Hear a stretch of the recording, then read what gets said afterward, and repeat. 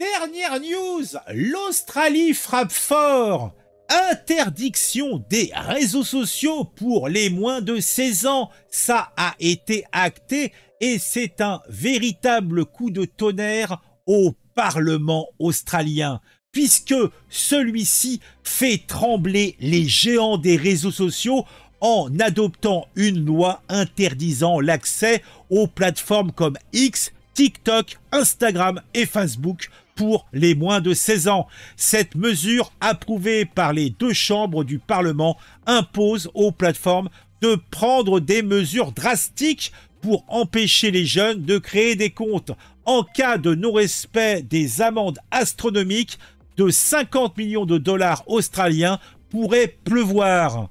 Et c'est des réactions en chaîne, des pleurs dans les réseaux sociaux mondiaux. Meta, la maison mère de Facebook et Instagram, a exprimé son grand mécontentement, regrettant que leurs efforts actuels pour assurer des expériences adaptées à l'âge n'aient pas été pris en compte.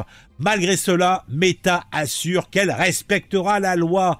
Le Premier ministre australien Anthony Albanese, champion de cette loi, a appelé les parents à soutenir cette initiative, accusant les réseaux sociaux d'être des terrains fertiles pour la pression sociale, l'anxiété et les prédateurs en ligne. Et moi je dis, quand est-ce que l'on adapte et que l'on adopte une loi équivalente en France? Ça commence à bien faire.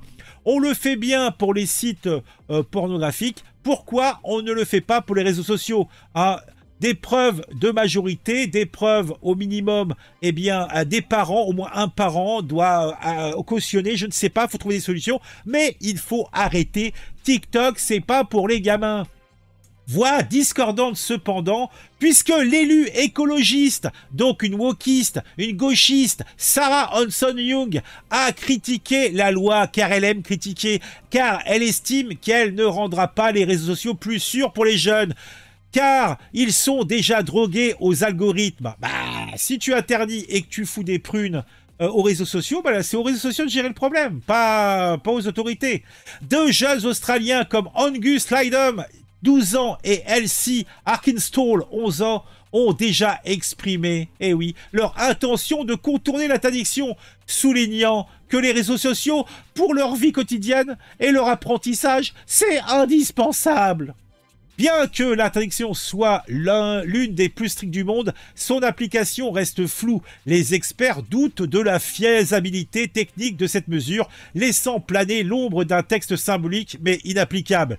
Il faudra au moins 1 an avant que la loi n'entre en vigueur, le temps pour les régulateurs de clarifier les détails. Certaines plateformes comme WhatsApp et YouTube pourraient être exemptées et de l'amendement et ont été apportés pour éviter l'obligation de présenter une carte d'identité pour prouver son âge. Ah bon? Donc, répercussion internationale. L'adoption de cette loi en Australie est observée de près par d'autres pays, comme l'Espagne, qui envisage des restrictions similaires. En Floride, aux USA, une loi interdisant l'ouverture de comptes aux moins de 14 ans entrera en vigueur en janvier, mais les modalités pratiques restent à définir. La Chine, quant à elle, restreint déjà l'accès pour les mineurs depuis 2021, exigeant une identification via un document d'identité et limitant le temps passé sur les plateformes. Je pense qu'il faut en arriver là, tout simplement. Je pense qu'il faut en arriver là. Il faut que cela cesse. Oui, je le dis bien fort. Bon, dites-moi ce que vous en pensez en commentaire.